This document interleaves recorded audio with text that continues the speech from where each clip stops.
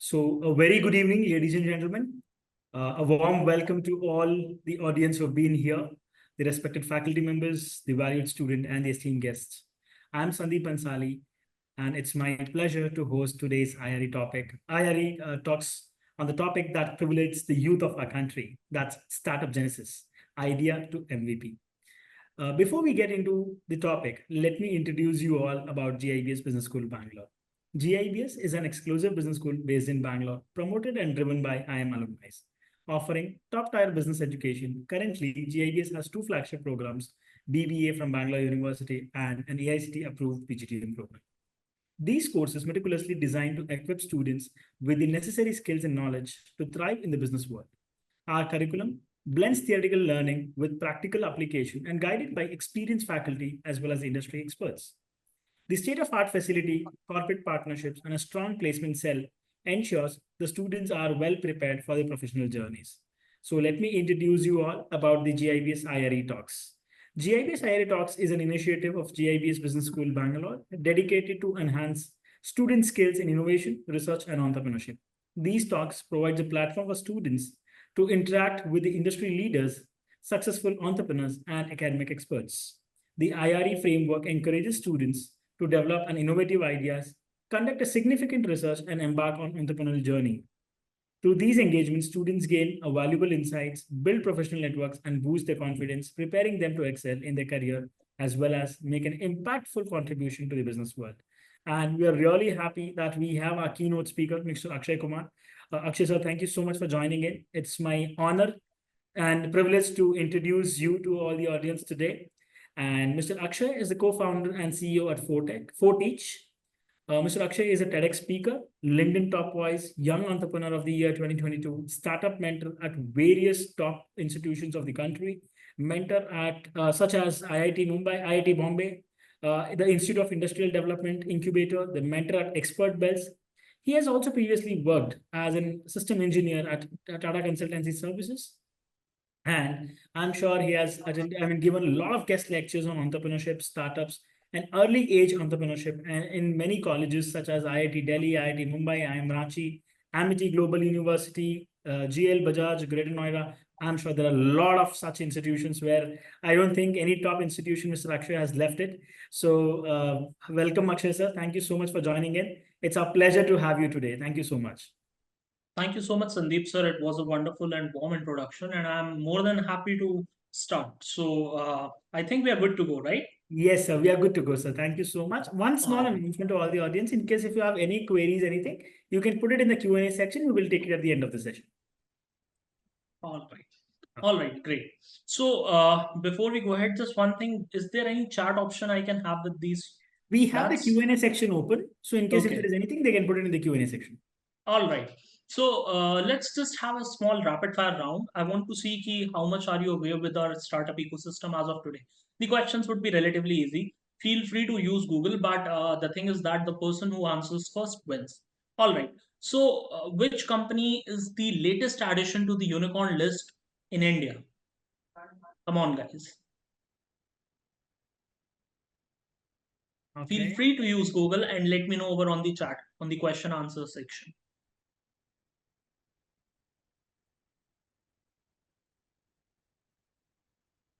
Hi, Ashwini. Good evening. You guys have any idea who's the latest addition to the? No. Okay. Neetu says purple. No, it's not purple. It's not red. No. It's Porter, actually. Okay. Right.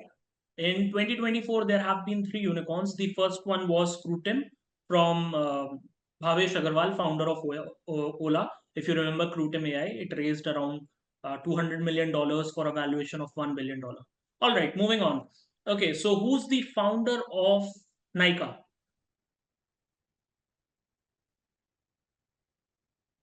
You might have heard her name. She's the richest CEO from India. She's the CEO who takes the biggest paycheck in India. Paycheck in India. Right. Yes, Falguni Nair. All right, great. Okay, now who's the CMO at Boat? Quite easy.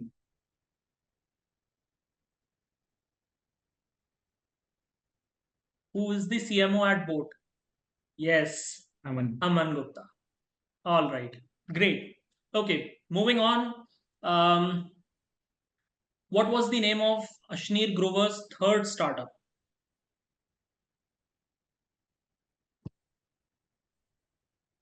This is also relatively easy. He named it the third unicorn. BharatPe was second, first was Second. Grofers, second was BharatPe, and third was the third unicorn. All right. So this gives us a hint of what Indian ecosystem holds, and this small Q&A was to just see how much have you guys looked around in the Indian startup ecosystem. How much do you know about the already existing bahubalis, what we call, right? Okay, so moving on, I'll be sharing a presentation with you. Do let me know when my screen is visible.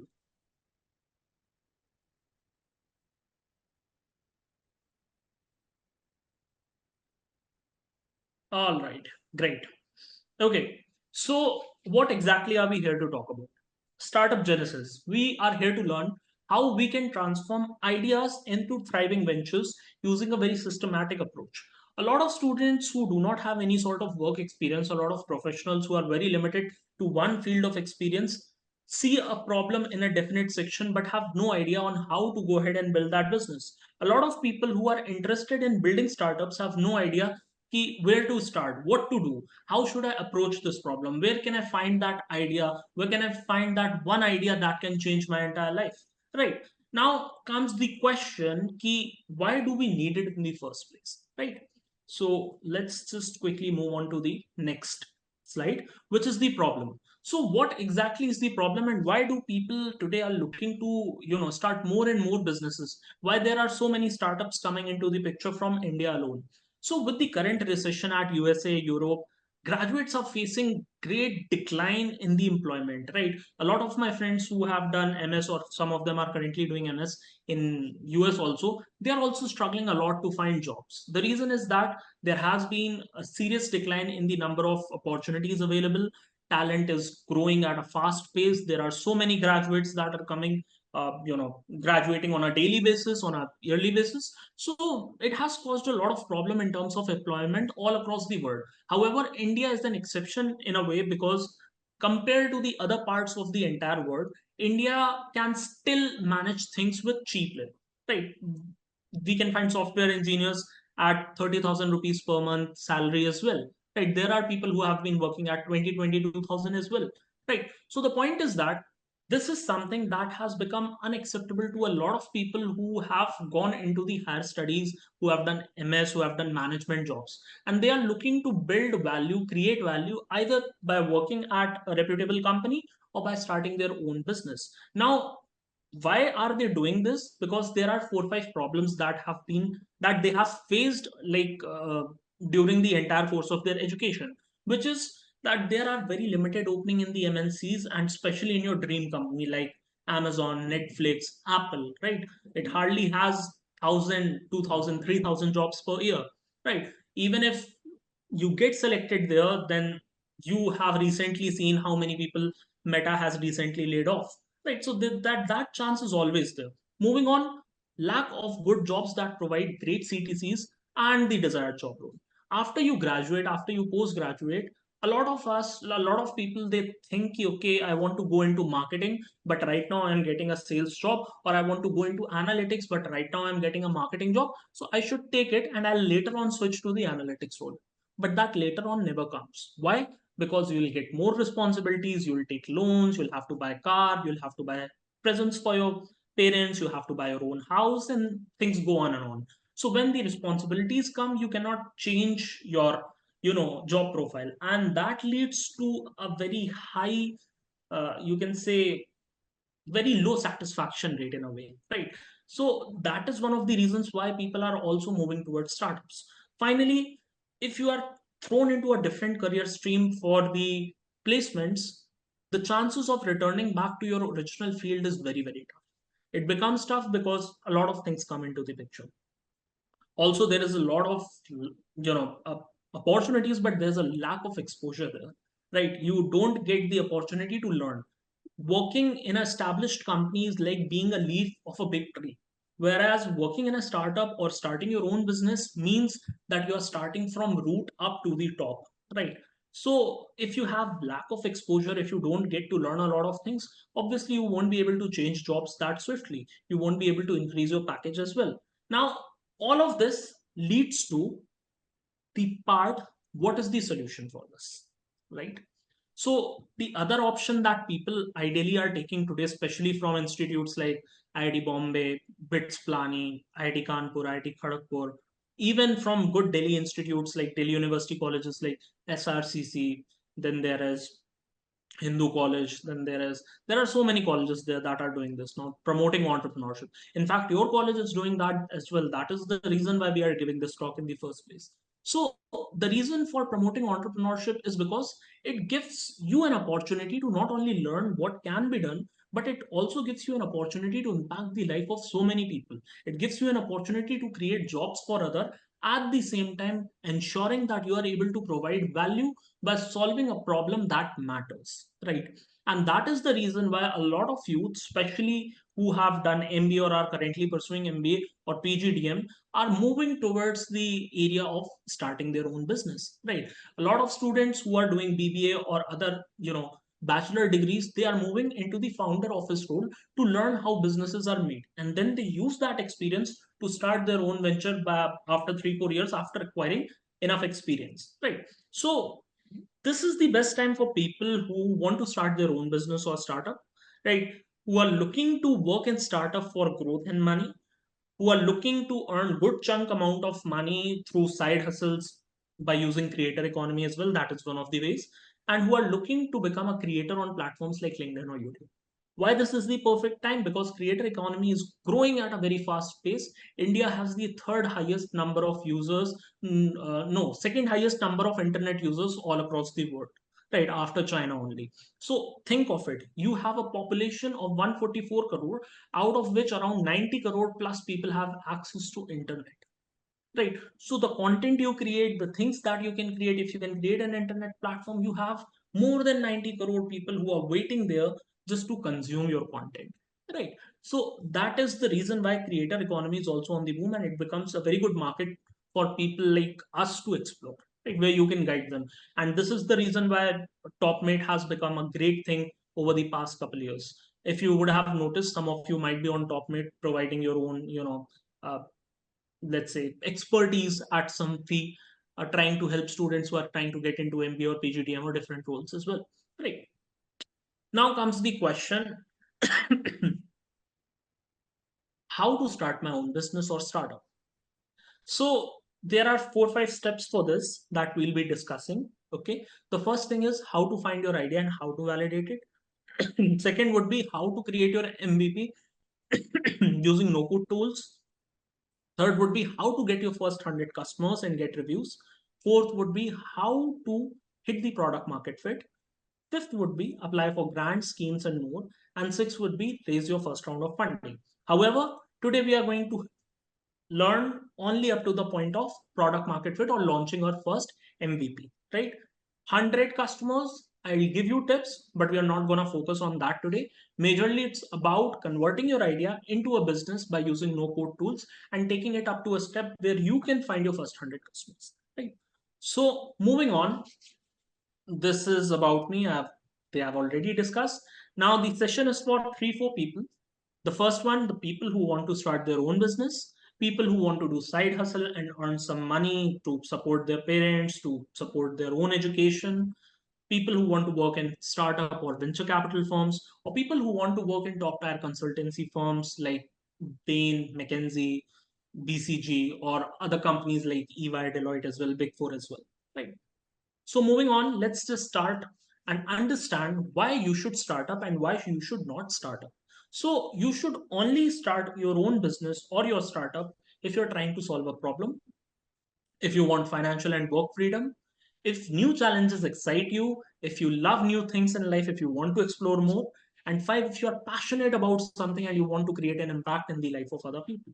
Now, do not start if you want to earn a lot of money, if you are mesmerized by the startup culture, if you want to become a show off by adding founder, co-founder to your name, but not really creating any value. And if you want to raise money for fun, because ultimately it'll harm you in the long run. How is it going to harm you in the long run? You'll not only ruin your reputation, you'll also be a cause for a lot of people to lose jobs as well. We see a lot of startups who raise money but fail to secure the next round of funding, and they somehow end up cutting down the jobs that they have already created. They end up releasing the employees that they have retained over the past years. Now this might not look that impactful from the perspective of a founder who's doing something, but as a founder, you are the last person who takes a salary. You are the last person who gets any sort of benefit or profit. It's all about creating an impact, helping the people in the first place, then taking care of your employees. You have to ensure that both those things are done in right proportions. When they are done, and if anything is left, that is what you take from the company. So once you venture into something like this, understand it is full of challenges and it's not meant for faint-hearted. It's meant for people who are actually trying to do something, who are actually trying to create an impact in the society. Okay, moving on. Who here can tell me what is the difference between a business and a startup? All right, I'll stop the screen share and I'll open the Q&A session. Okay, just one point. What's the difference between a business and a startup? Anyone? Just write in the chat box, the Q&A box, I think.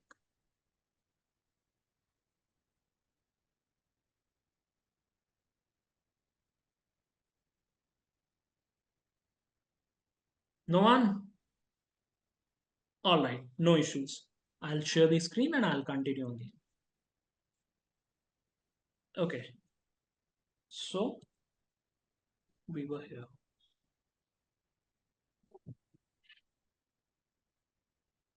Just give me a sec.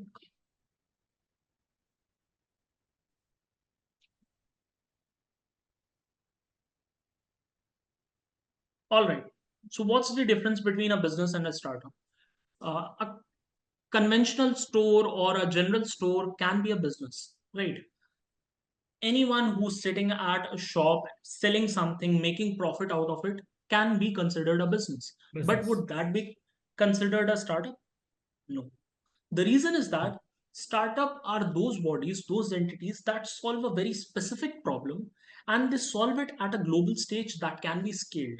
If you're solving a problem that is just meant for people in Bangalore, then it cannot become a startup.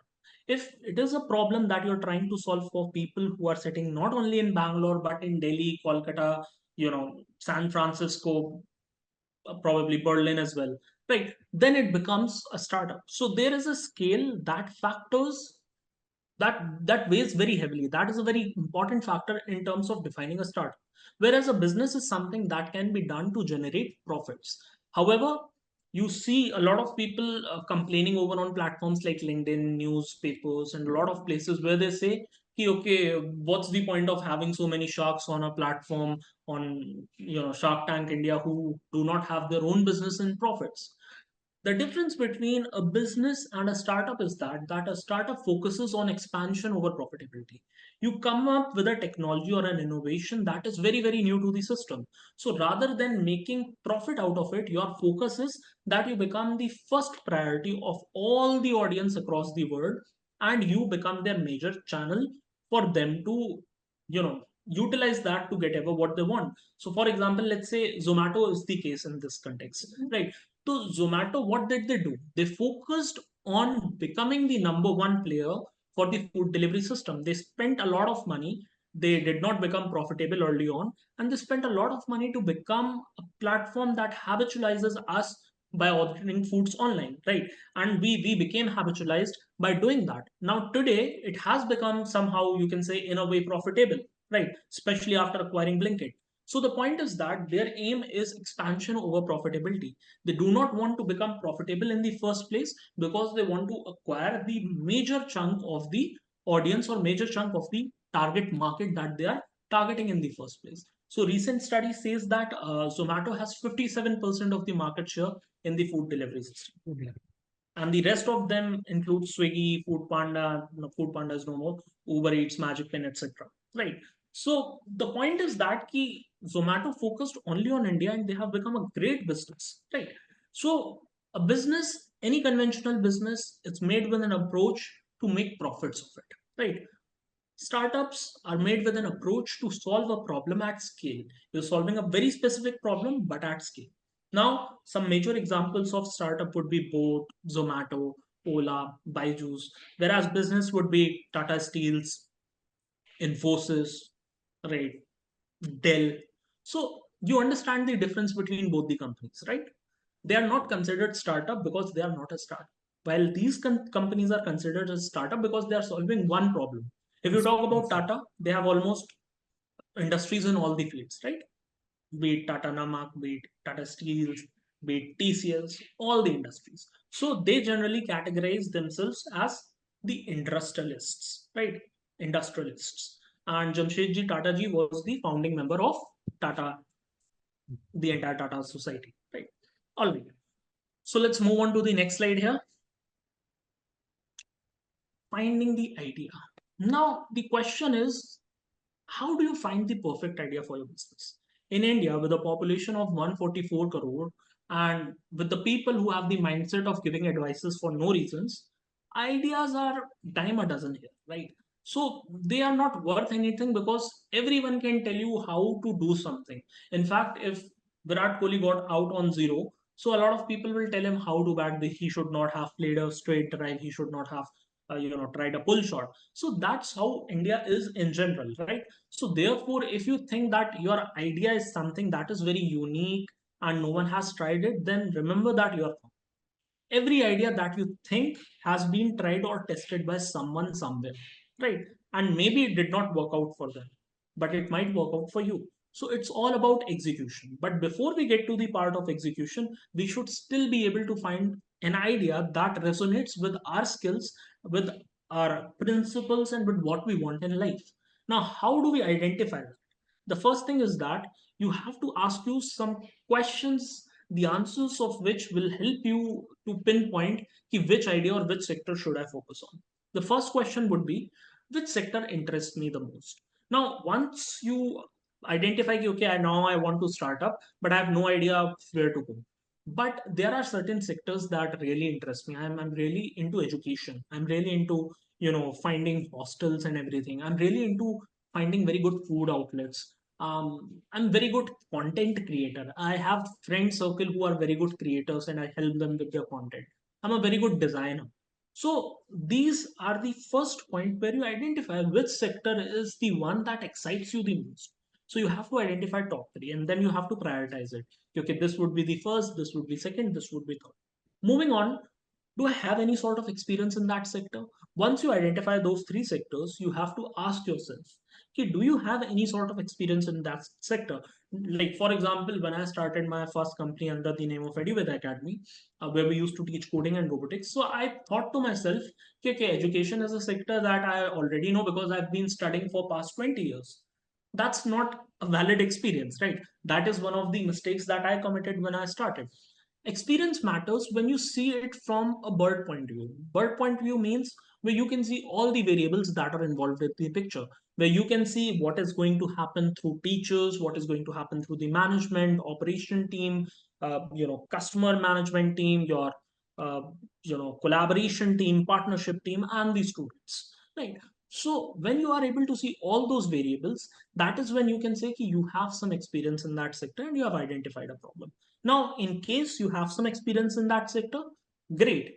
In case you do not have any sort of experience, in that case, you need to think from the perspective of a customer.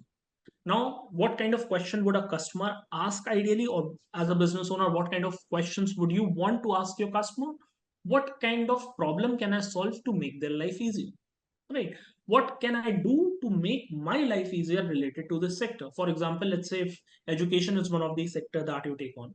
Now, internship is a very major portion of the entire education system in India. And there are a lot of platforms like Unstop and Internchala, but however, we are still unable to find very good internships. The one that we are able to find are generally the top internships from top companies, and students always fight for that. And ultimately, Students that take that internship are very few. What about the rest of the people? Now, once you think like this, you will be able to identify, okay, there are a lot of students who are looking for internship, but at the same time, there are a lot of startups who are starting new. Now, there are some students who want to work and do not take a lot of money, right? They just want to learn, they just want to do, they just want industry experience. And at the same time, there are so many startup founders who do not have the right amount of money to pay for very experienced professionals. They want 6 month intern or 3 month intern that can get their job done on a temporary basis. Now, this is where you identify, okay, this is a problem that my college mate face. This is a problem that I face. This is the problem that my friends face. So how about I built a platform around it. Now, before you think of creating a platform like that, the next question that you should ask is the problem that I'm trying to solve. Is it easily avoidable? Is it a real problem? Or is it just an inconvenience? Now, the difference between inconvenience and a problem is that कि inconvenience is something जो कि हम लोग सोचते हैं या चलो we'll manage. Problem is something that we really need to solve. Like for example, internship is a problem that we really need to solve. कि हमें अच्छी internships मिले. But on the contrary, if you think about it, assignment complete करना है from a student's perspective. नहीं भी वो चल जाएगा, we'll manage some. You won't be willing to pay to get your assignment done until and unless वो आपकी attendance पे बात है. Right? It's in general rule. Students and people do not prefer to work on assignments बहुत ज़्यादा. They want to spend more time on practical learning. Right? And that is the reason why if you try to solve something like, you know, I'll create a platform where we can complete assignments for other people, it would work, but on a very small scale. You won't be able to create something big out of it because it's an inconvenience. It's not a real problem. The real problem would be something like finding internships or getting selected into a very specific role. Like for example, there are a lot skill-based tech platforms that help you improve your coding skills, improve your AI skills, improve your marketing skills, etc., etc. Right. So this is where you identify, okay, what is a real problem and what is not. And you identify that by asking yourself the question, can this be easily avoided? Okay, moving on. Now, if you want to create a startup, the biggest problem, the biggest point is that whether or not this is scalable. You ask yourself the question, if this problem is faced by me in Delhi, is it faced by a student, another student in Bangalore? Is it faced by another student in Kolkata? Is it faced by another student in Lucknow, Jaipur? Is it faced by someone in New York, Austria, Prague, etc.? So if the answer is yes, then you have a very good beginning at your hand. You already have an idea that is solving a real problem. It's related to your interest. You know how to sort of go ahead with that. You have understood whether or not it is avoidable or not. And now you also know it is scalable because it is being faced, the problem is being faced by a lot of people across the nation or across the globe. Right. Okay. Moving on. If someone else solved this problem for me, would I be willing to pay them for getting the solution of this? Now, the question is that if you were to go on an internship platform where they help you upskill, right? Would you be willing to pay them to get the internship? The answer is no. Why? Because we are students. I mean, you are students, you are thinking from students' perspective. But what we fail to understand is that for an internship platform, you are never really the target audience. The target audience are the people who are giving you the jobs. And the company who's creating this platform will earn from the people who are looking to give you jobs. Right. So that is where you need to understand the reason why you create an internship platform for startups is not going to work because startups do not have money in the first place. A lot of them have, but that is hardly 1-2% that are looking for it. The rest of that are not going to give you any amount of money. And that is where you understand, okay, this is the reason why there is no specific platform for startups where they can provide internship. Why do people on Internshala and Unstop and these famous platforms go for companies like Flipkart, BlackRock, LG, etc.? Because those customers, those clients have the capability to pay the platform so that they can provide you internship. No one is doing business because they want to do good. They want to do good, but they also want to do business. They also want to earn revenue, right? They also want to earn money. So that is where you understand, okay, internship might not work, but job is something that might work. Why? Because job is given by people who are willing to give a certain package to individual for 1, 2, 3 years plan, hire someone, right? So that is where you change the perspective. Ki, okay, this is a problem that needs to be solved, but it does not have revenue in it. What has revenue in it? Where there is money. And where is money? It's in the jobs. And that is where you immediately understand ki, okay, I won't be paying for it, but the person who's willing to have will be paying for it. That is the reason why you should always ask yourself this question, ki whether or not would the target audience, if I was the target audience, would I be willing to pay? Would I be willing to pay for the solution that I'm providing? If the answer is yes, you are good to go. If the answer is no, you need to think from a different perspective altogether. Okay, who is the target audience? How do I make money out of it? And that is where you get to know where money comes into the picture. Moving on, can this problem be solved at scale? Obviously, yes. If you have already answered the question, it is saved by someone in New York, etc., etc. Final, very important question. Do I have the necessary skills to build a platform for this? If you're a student, 90% of the chance answer is no. If you're a professional, 100% of the chance the answer is no. Why? Because 10% of the students think that they know everything and they can do it. Only for them to fail and realize that no, they cannot do everything. You cannot become a coder at the same time market and do sales. You need to have a proper founding team. I personally believe a team of 4 to 5 people in the entire founding team with 2 co-founders or 3 co-founders is perfect. One should focus on sales, one should focus on market, one should focus on product, one should focus on optimization, and one should focus on the overall branding. Now, branding was a term that was not very heavily used by conventional businesses or industries like Tata, etc. But with time, you realize that branding has become very, very important. We remember brands from the name of people, and that is why companies like Nike, Coca-Cola, McDonald's go a far away while they try to brand their products or services. Now, today, modern day branding is done by creator branding or founder branding. If we talk about boat, Aman Gupta is one of the first name that comes to our mind, right? The reason is that we identify boat and we identify Aman Gupta as boat. We don't think different things. We think that both are one and same entity. And that is how founder branding plays a very major role today. That is the reason why a lot of brands are focusing on founder focused or founder based growth. Their founders post their stuff regularly over on social media platforms and they acquire audience and target customer from them. Now, these are some set of questions that you definitely ask yourself before moving on. All right. Moving on to the next part, that would be validating the idea. Now that we have got an understanding of what or how to find the right kind of idea, there are some questions that we should ask ourselves to understand whether or not this idea is being needed by the customer. So far, so whatever we have done is from our own thinking, our own hypothesis, our own postulates, whatever we have learned, whatever we have, we are not going to customer. You should ask yourself some questions and take certain steps in order to identify whether or not this idea is going to work in the long run or not. The first thing is identify target audience. Now, for example, when I said internal plan, immediately all of you thought the target audience would be students, we'll be able to help students. But the moment I asked you the question, we immediately understood okay, no, target audience is not going to be the student, but founders of the businesses that can. So that is how you understand who is the person who's giving you the money.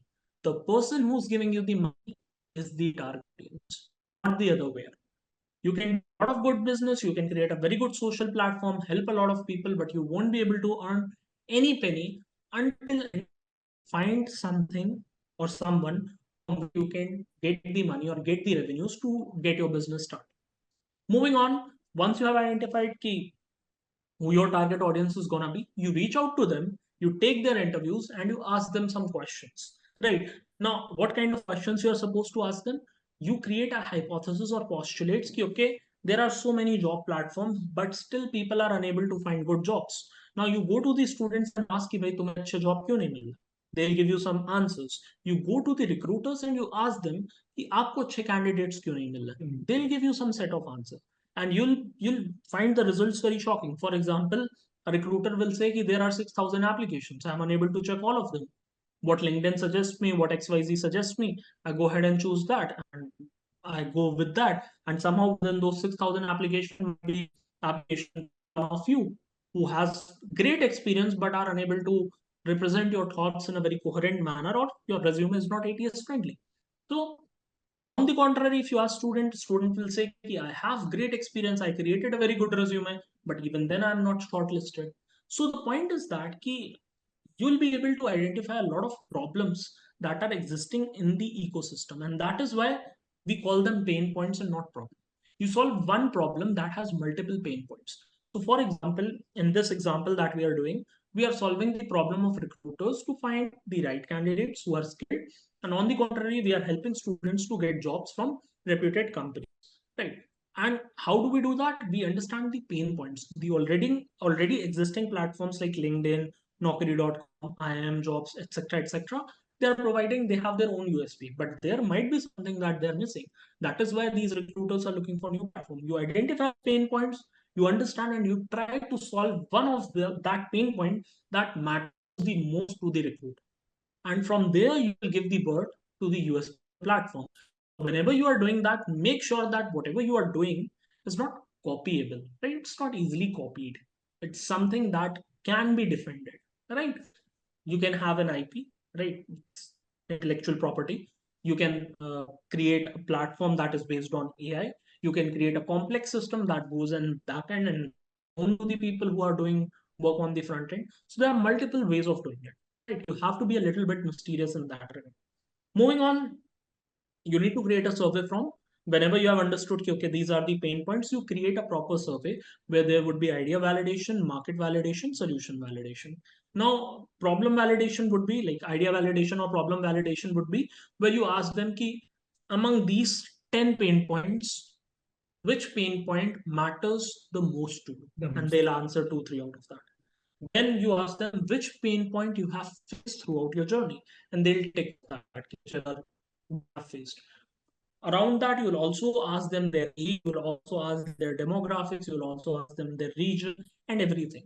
Now, why do you do that? That because when you'll be sorting the problem out, when you'll be sorting the data over on Excel sheet, you'll be able to identify okay, 60% of the users from Delhi are facing this problem. 60% of the recruiters from Maharashtra are facing this problem. 20% of the students from Uttar Pradesh are facing this problem. The percentage that is higher for the age that is highest for the region that is highest become the first pin code or the first place where you will be launching your solution. That is how you become leader in one specific region, target, market to it, become their boss, become their god in these platform that you are creating, solving that specific problem, and from there on expand. Right. Next is you collect these data from different people. You get those data points, you validate them, you sort of ask them a proper questionnaire, and in the problems like in the entire survey form, there would be a market validation where you'll be asking them, "Ki, how much would you be willing to pay for this specific service as a customer?" So they'll answer you. You'll give them certain ranges. For example, 5,000 to 10,000, 10,000 to 20,000, 20,000, 40,000, 40,000 to 50,000 or above. And they'll give you a range that they're looking for to solve their problem. And from there, you'll be able to identify the data. Now, very important point is that you do not want any fake entries. If you went ahead and ask early stage startups who haven't raised money or are bootstrapped, they'll always mark less than 10,000. If you go ahead and talk to companies like Tata and everyone, they'll mark more than 50,000. So that is the reason why the first point is you have to identify your target audience. Okay, within the job niche, which specific target audience are you planning to take? Whether it is the establishment, whether it's the startups, whether it is the SMEs, or which type of companies. Moving on, you validate this data by using modern day techniques. You can use AI, you can use ChatGPT as well. It will help you to analyze the entire data and give you some relevant and beneficial analysis of the entire data. Right. Moving on, you create the hypothesis based on the data at hand. Okay. The same thing that I told you. 60% of people from this region are facing this problem. So this means this region is going to be our main focal point. Now you propose a solution. You propose the price, you ask them, you get the validation from there, and that becomes your first price point, that becomes your first solution, and that becomes your first approach on how to move towards acquiring new customers. Now, once you have validated the idea, it's time to build the MVP. Now, when we talk about MVP, it's minimal viable product. That is a very basic version of the product or a crappy version of the product that solves your problem. Now, before you go ahead and create your MVP, you should focus on these certain points. Any MVP needs to solve the main pain point of the customer. Now, whatever you have proposed through your talks, whatever you have understood, the solution that you have created, the MVP that you have created should solve the problem of the customer. That is the only time when they'll come to you and buy your product. Now, you'll say, ki, bhai, MVP is not very good, right? It's a very basic version. Why would someone buy that? Now, let's assume that you're walking on the road and your hair caught fire, right? What would be a perfect solution for you to just take out the fire out, right? But if you'll get soil, if you'll get leaves, if you'll get a towel, you'll take anything at hand to solve that problem. That is the reason why you solve a problem and not an inconvenience, right? If it was heat, you are not going to take a towel, you're not going to take soil. It will be inconvenience. You'll like कि हाँ घर जाऊंगा ऐसे ही चलाऊंगा, I'll be normal. But if your hair is caught on fire, उस point पे whatever you will get, you'll use that to solve your immediate problem and get the thing done. So that is the reason why the MVP needs to solve a problem that is very, very urgent for the end user. And that is the reason why they'll be using the crappy version of your product as well. Moving on, you need to implement the lean startup strategy. Lean startup strategy means continuous reiteration. It means you do not launch the perfect version of the product, but you launch a very basic version of the product. And week after week, you get feedback from the user, make the changes, create new update, and launch the product. Now, this is very important because this helps you to go from MVP to product market fit. You launched a product, you got a feedback from the users, okay, we need to have a bit good UI, the user experience is not that good. You immediately go to your product team, you discuss it, and you change it. Then again, next week you go out, you again ask users for some feedback. They tell ki there is a problem with the profile. They're unable to change passwords. They're unable to do this. You immediately go back to your product team and tell them ki this is the problem and you need to reiterate and solve this immediately. Now, these continuous reiteration, they result in solving the problem one by one. Think of it like a blueprint. Instead of making the entire big picture at once, you create a part 1 here, part 2 here, part 3 here, part 4 here, and then you bring all 4 of them, overlap them with each other, just to see, okay, the entire structure looks beautiful. So that is what you do. You solve one problem one by one based on the user feedback until you hit a point where the product is bug free, it's easy to use, user experience is good, and the interface is good. Now, generally, that is what is product market fit. However, product market fit is an entire different definition altogether, and we'll get to it some other day. Okay, moving on. Reiteration is the name of the game. So you have to continuously reiterate your product. You have to make changes and make sure that you're solving whatever questions or whatever problems people or your target audience has given you in the past week's feedback. Right. Now build a solid feedback system for your MVP to ensure that the quality stays within the application. Moving on, launch it on Product Hunt and get right feedback from other developers. Product Hunt is a platform that is very, very beneficial for people who are looking to launch new products. Get feedback from other developers on how you can make certain changes or how those changes can help you to get better results. And it works like a miracle, it works like a charm for everyone. Moving on, get your first 100 customers at no profit, no loss. Now, what happens is that once you have reached to a point where you have created your MVP, you think, I need to make money out of it. No, you do not. You need to validate whether or not your product is good or not. So that is the reason why you sell the product or the service to someone at no profit, no loss. What this does is that the user that who's trying to find a solution for the problem, they get a chance to use your platform for free of cost. At the same time, you get your first 100 customers totally free of cost. Some people use subscription model, freemium model, a lot of models where they give 1 month free, 7 days free, 100 tasks free, 5 new signings free for the end user to try that product in the first place. And that is what you should follow as well. Moving on, start a small Instagram page and consistently post on LinkedIn about your product or service.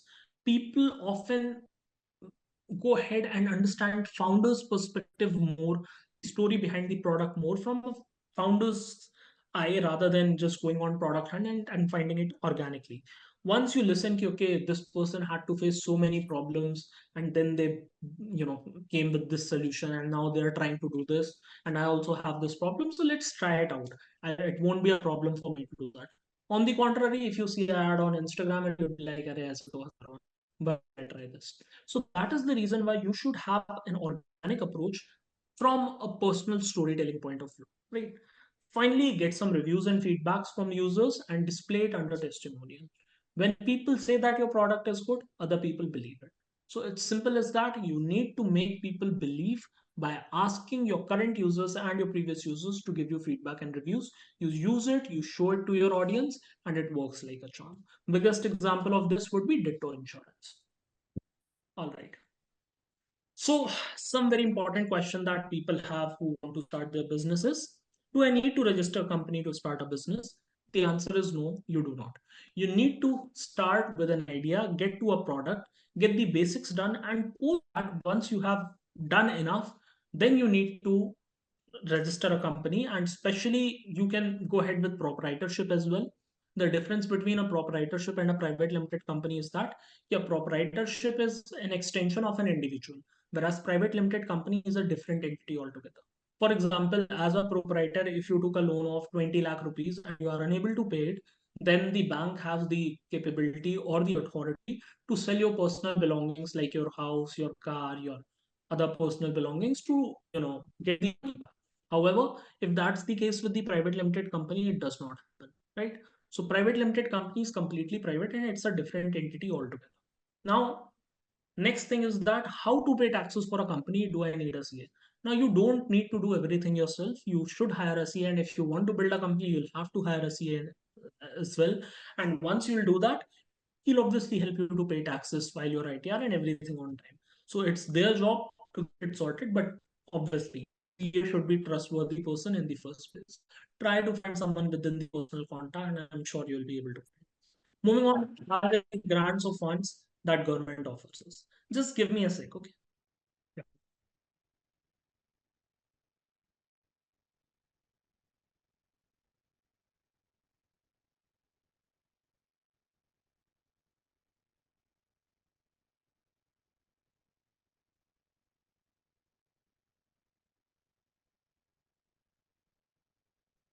Yeah, sorry. So, as I was saying, are there any grants or funds that government offers us? So, obviously, there are so many grants, starting with Startup India Seed Fund Scheme, where you can get or avail up to funds of 20 lakh rupees as grant, where you don't have to give 1% or even 0.1% of your company to anyone. It is availed using the platform called the Startup India platform, where you go on, you find the Startup India Seed Fund Scheme, you apply for it, and for the idea stage platforms or idea stage businesses, they give grants up to 20 lakh rupees. Now, moving on, there is also a convertible debt or a compulsory convertible debenture CCD, where you can raise up to 50 lakh rupees at 4 or 5% interest as loan, right, as a debt. And that is something that you can do once you have moved past the ideation stage, once you are in the validation or you want to enter into the market. But that can only be availed by companies who are private limited entities and are registered on Startup India platform or IIIT recognized, which is one and the same. Right. Other than that, there are grants from individual state governments as well. For example, Start in UP provides grant up to 7.5 lakh rupees. And if you have a women entrepreneur as a co-founder who has more than 25% equity, then you can avail 50% more of that. Then it would be somewhere around 11.75 or 2 to 5 lakhs, something around that. Right. So there are so many government schemes that you can use to avail grants. However, the process is very time taking. So only go for it if you are trying to bootstrap your business. Moving on, what is Startup India? Why is it beneficial for me? Startup India as a platform is a culmination of all the resources that you need to build your business. You can go ahead and find a lot of partnered services where you can avail benefits of Amazon Web Services, Google Cloud, Zoho, Truecaller, and more. And you can use those credits to build your platform or to build your business with ease. Also, there are a lot of competition, grants, and quizzes that you can participate in and win multiple grants, multiple acceleration programs, even some incubation program as well, where you can get some funds to kickstart your business or sort of invest in your business to take it to the next level. Can I raise funding only on the idea basis? If you have some prior experience, yes. If you have a team member or a co-founder who has very good experience or has already built a business, then yes. But if you are only a student, then no.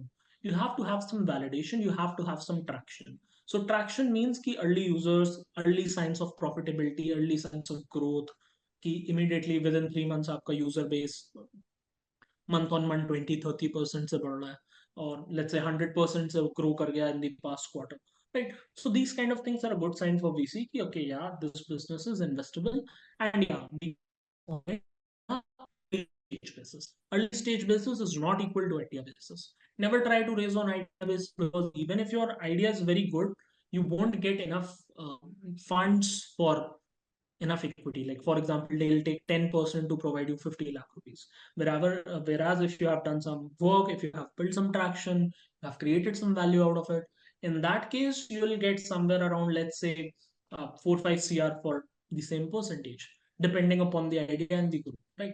So there is a huge difference in that regard, and you should focus on getting some early traction. Also, VCs and investors invest only in businesses who have the capability of making money without money.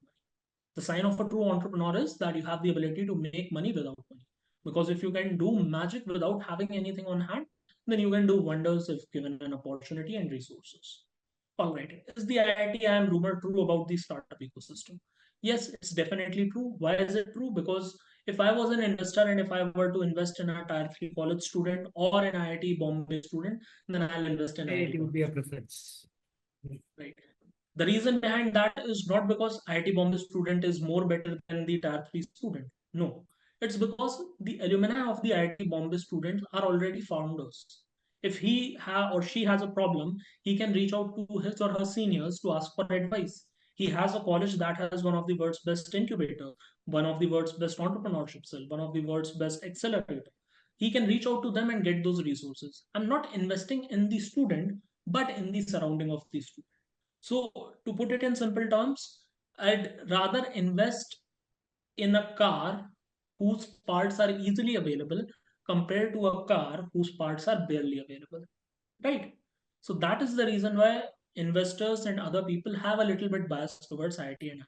Also, one another reason for that would be that they already cleared a prestigious exam. They have already done something in their life, which shows that they have the ability to discipline themselves to get up to a certain point, which is a very important aspect for success for any entrepreneur.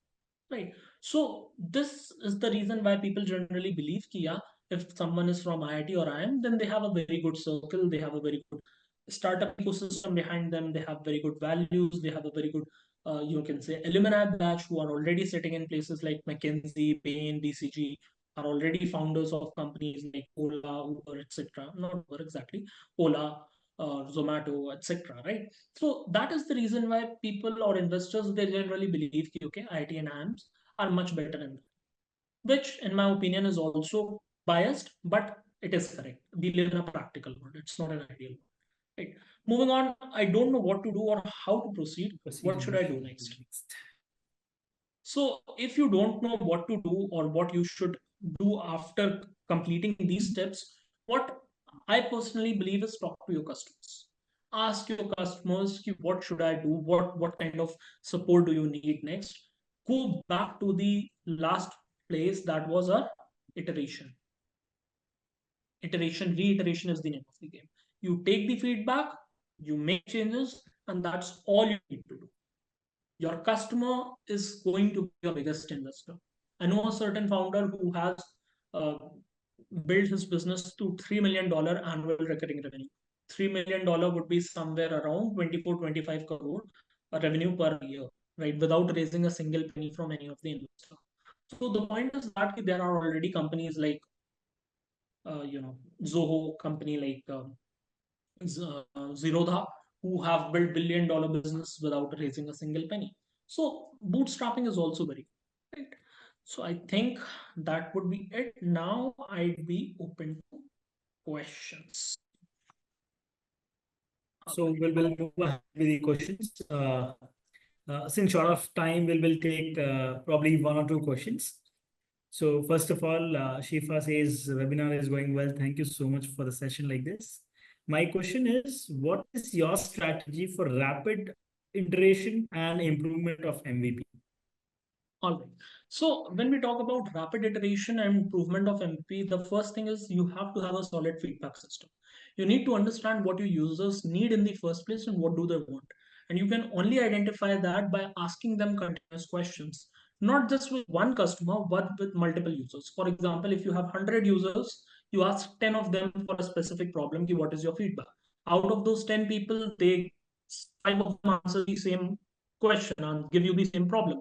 You reiterate, you solve that, and in the next iteration or in the next feedback loop, you are not going to ask those 10 people. You're going to ask 10 people about what's the problem. Right. So from there on, you get these continuous feedback, and then you take the insights out of those feedback, analyze it, utilize it, give the right direction to your product team so that they can build on that, launch new feature, update new feature, or solve the bugs or problems that are already present. Also, make sure that you create a proper cycle. Now, what do we call cycle in the product terms? We call it sprint, right? Sprint is something where you sort of decide the product life cycle. Okay, but there are 5 stages: research, feedback, plan, produce, etc. So you go ahead and learn a little bit about product management from there, and then you decide the sprint life. Keep it 15 days for reiteration, where you can continuously focus on different things. And as a product manager, in the early stages, the founder needs to be the product manager. You do not need to have. You need to understand कि कहाँ research होनी है, where we need to take the feedback, put it in the right place, get the analysis done. Already, while you are working, your product team is working on that. You can reach out to the next set of customers, next 10 set of people to find the next possible problem, right? So that is how you keep it in a loop, right? It's kind of a for loop or while loop. Okay, great. Thank you so much. With the next question has been asked by Subhashini. He says, what are some common challenges in building an MVP and how can they overcome? So the most common challenge in facing an MVP is I do not know coding. How do I build an application? I do not know coding. How do I build a website? Use no-code tools like Wix, like WordPress, like Bubble.io, where all you need is just a little bit of imagination and you'll be able to build a solid platform. In fact, my first few websites were made out of WordPress only. So what I did, I understood key problem is there, right? Then I understood key, okay, a WordPress would do. There are so many great tutorials over on YouTube itself. You don't even need to go on Udemy to buy a course. YouTube provides great solutions, great answers to solving WordPress problem or Bubble.io problem. Learn from there, identify how you can use that tool, use a little bit of your creativity, and just build whatever you can. When you have built something, get it tested or get it sort of checked by one of your seniors or someone who you think is good at entrepreneurship or has done something there. And from there on, take some feedbacks, make some changes, and accordingly reiterate it. The reiteration again is the name of the game. However, WordPress is relatively easy. You can make great websites within 24 hours. You don't need a lot of time. So I think that is the biggest challenge that people face. Ki, okay, to get beyond that mindset, ki coding nahi aati hai, how can I build a platform? Right. So Okay. that will be that. Great, great. Thank you, Mr. Akshay. Thank you so much for that. I would say, since it was lack of time, so we could not take many questions, but I'm sure for all the participants, you can certainly reach Mr. Akshay. He's very, very active on social media. He's also been considered as LinkedIn top voice. So if you come across anything with regard to the startup ecosystem, you would love to know more, you would love to understand better things, I'm sure you can reach them on the LinkedIn. So you will have that one-to-one support from them. Anyways, this entire session has also been put on the YouTube so that you can recheck where you have to start, what points to be considered, or in case if you have missed out on any point, certainly put check again on the GIBS channel of GIBS IIIT channel, so you can find that. And heartfelt gratitude to you, Mr. Akshay. Thank you so much for joining in. I understand you've been held up with a lot of things, but still you made it for us. Heartfelt gratitude for you. Thank you so much once again. Thank you, Sanjeev, for talking to the students and helping them in their journey. And thank you so much for creating IRE talks and helping young students and youth get a taste of entrepreneurship and help them understand why it's important to learn these skills. Thank you so much. Thank you so much, sir. And I would also like to thank all the persons for being here. So do GIBS on social media platforms to update it, much many more inspiring IRE. Thank you once again for joining us. Thank you. Thank you. Bye.